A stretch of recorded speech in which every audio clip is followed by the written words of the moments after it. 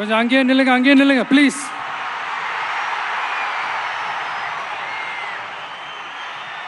கொஞ்சம் அமைதியா நான் பேசுறத கொஞ்சம் கேளுங்க ப்ளீஸ். ஒரு 5 மினிட்ஸ் தான், கொஞ்சம் அமைதியா இருங்க ப்ளீஸ். ப்ளீஸ் நண்பர்களே, கொஞ்சம் அமைதியா இருங்க ப்ளீஸ். அதை தாண்டி யாரும் வரக்கூடாது ப்ளீஸ்.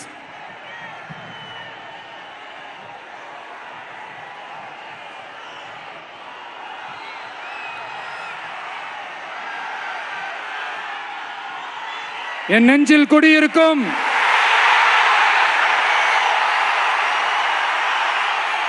கொங்கு மண்டல தங்கங்களே, திருப்பூர் பகுதி மக்களே,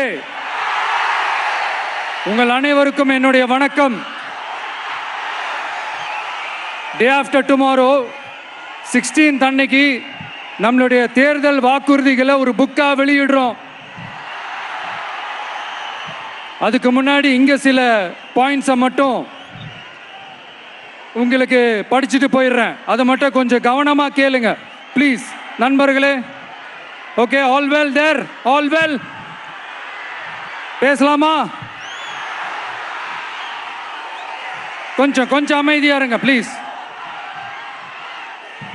நெசவாளர்கள், சிறு குறு நடுத்தர தொழில்கள் மற்றும் விவசாயிகள் மற்றும் காவல்துறையினர் சம்பந்தமான நம்மளோட அஜெண்டா சிலதை உங்ககிட்ட நான் படிக்கிறேன். 1, நெசவாளர்களின் தயாரிப்புகளை நேரடியாக சர்வதேச சந்தைகளில் விற்பனை செய்வதற்காக அரசுக்கு சொந்தமான ஒரு உலகளாவிய இ-காமர்ஸ் பிராண்ட் உருவாக்கப்படும். மேலும் முக்கிய நகரங்களில் வெற்றி தறி விற்பனை நிலையங்கள், ஷோரூம்ஸ் அமைக்கப்படும். 2வது, நிலையற்ற நூல் விலை மற்றும் மின்சார நெருக்கடி சுமையை பகிர்ந்து கொள்ள கைத்தறி மற்றும் விசைத்தறி வைத்திருக்கும் ஒவ்வொரு நெசவாளர் குடும்பத்திற்கும் ஆண்டுக்கு 30,000 ரூபாய் வங்கி மூலம் நேரடியாக நமது டிவிக்கு அரசு வழங்கும்.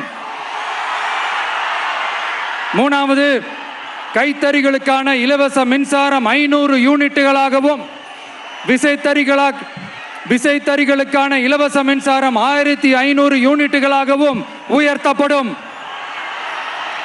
அடுத்தது, நெசவாளர்களின் உற்பத்தி செலவுகளை குறைப்பதற்காக அவர்கள் வழங்கும் நூல், சாயங்கள் மற்றும் ரசாயனங்களுக்கு நமது டிவிக்கு அரசால் 50% மானியம் வழங்கப்படும். அடுத்தது, நமது டிவிக்கு அரசில் அனைத்து நெசவாளர்களுக்கும் ரூபாய் 10 லட்சம் ஆயுள் காப்பீடு வழங்கப்படும். மேலும் நெசவாளர்களின் முதியோர் ஓய்வூதியம் மாதம் 3000 ரூபாயாக உயர்த்தப்படும்.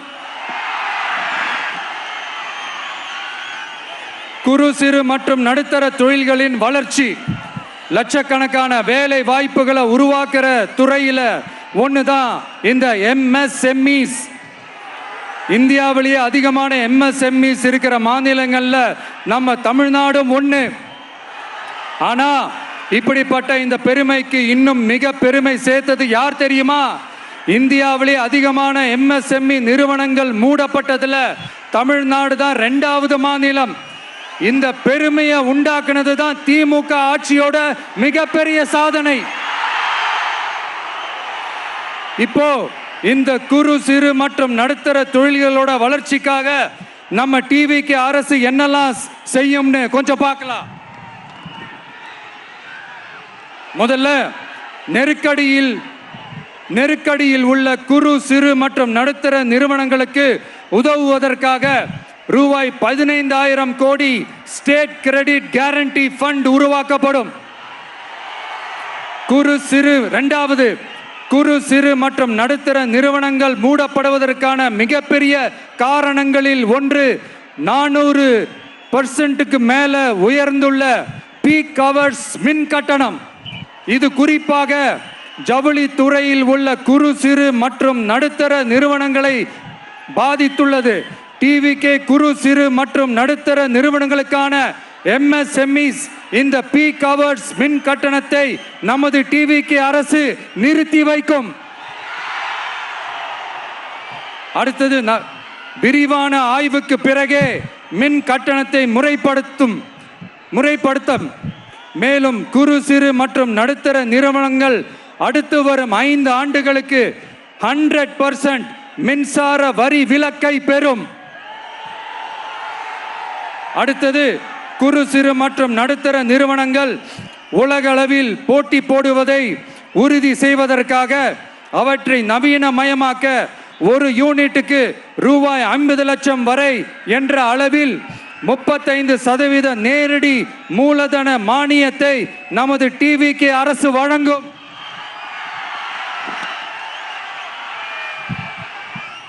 அடுத்து நம்ம எல்லாருக்கும் சோறு போடுற நம்ம தெய்வங்களான விவசாயிகளுக்கான அஜெண்டா கொஞ்சம் படிப்போமா?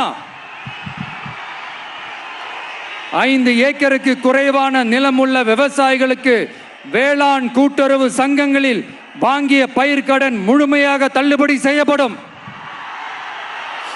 5 ஏக்கருக்கு மேல் உள்ள விவசாயிகளுக்கு 50% தள்ளுபடி செய்யப்படும். அடுத்தது குறைந்தபட்ச ஆதரவு விலைக்கு MSP சட்டப்பூர்வ உத்தரவாதம் வழங்கப்படும்.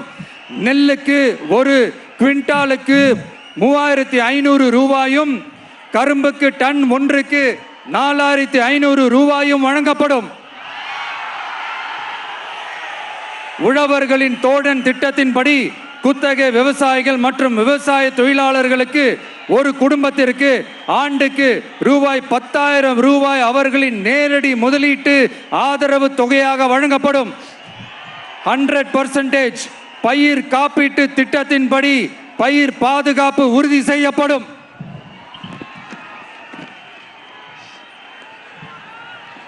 கடைசியாக நமது அரசு ஊழியர்களின்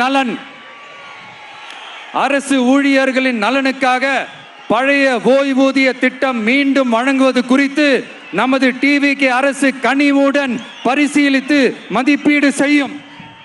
அடுத்தது 5 அல்லது அதற்கு மேற்பட்ட ஆண்டுகள் தொடர்ச்சியாக அரசு பணியை நிறைவு செய்துள்ள அனைத்து தற்காலிக ஆசிரியர்கள், செவிலியர்கள் மற்றும் எழுத்தர் பணியாளர்களை நமது டிவிகே அரசு பணி நிரந்தரம் செய்யும்.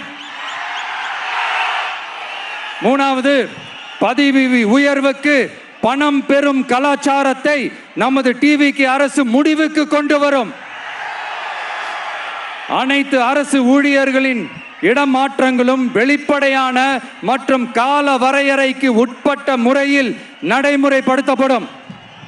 4வது, காவலர்களின் அடிப்படை மாத ஊதியத்தை 18,200 ரூபாயிலிருந்து 25,000 ரூபாயாக நமது டிவிகே அரசு உயர்த்தும். அதிக மன அழுத்தம் உள்ள பணிகளில் ஈடுபடும் காவலர்களுக்கு பணிப்படியாக மாதம் 1000 ரூபாய் கூடுதலாக வழங்கப்படும். காவலர் நலன் மற்றும் பணி நிபந்தனைகள் சட்டத்தை, அதாவது police welfare and working conditions act, நமது டிவிகே அரசு இயற்றும். அச்சட்டத்தின்படி காவலர்களின் பணி நேரங்கள் முறைப்படுத்தப்படும். அதிக பணி சுமை கொண்ட காவலர்களுக்கு வாரத்திற்கு ஒரு சுழற்சி முறை விடுமுறையை உறுதி செய்யப்படும். சலவை படியை, அதாவது வாஷிங் அலவன்ஸ் 500 ரூபாயிலிருந்து 1000 ரூபாயாக உயர்த்தப்படும்.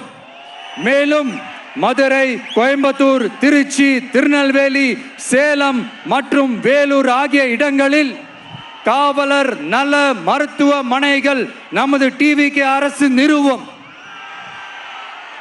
கடைசியாக, பெண் காவல்துறை அதிகாரிகள் பாதுகாப்பு நெறிமுறை அல்லது பாதுகாப்பு பணிகளுக்கு பணியமர்த்தப்பட மாட்டார்கள்.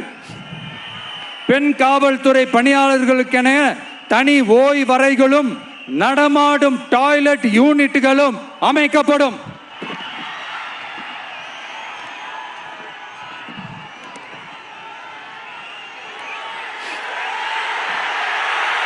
நீங்க எல்லாரும் இந்த விஜய 100% நம்பலாம்.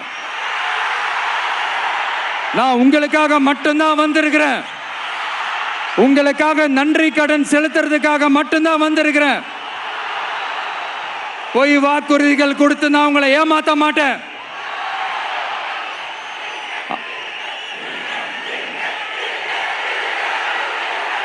அதனால உங்க அண்ணனுக்கு, உங்க தம்பிக்கு, உங்க மகனுக்கு, உங்க பிள்ளைக்கு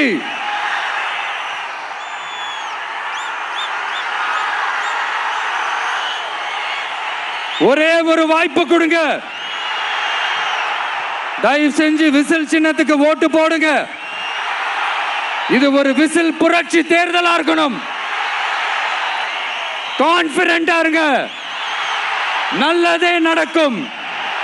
வெற்றி நிச்சயம், வெற்றி நிச்சயம், வெற்றி நிச்சயம்.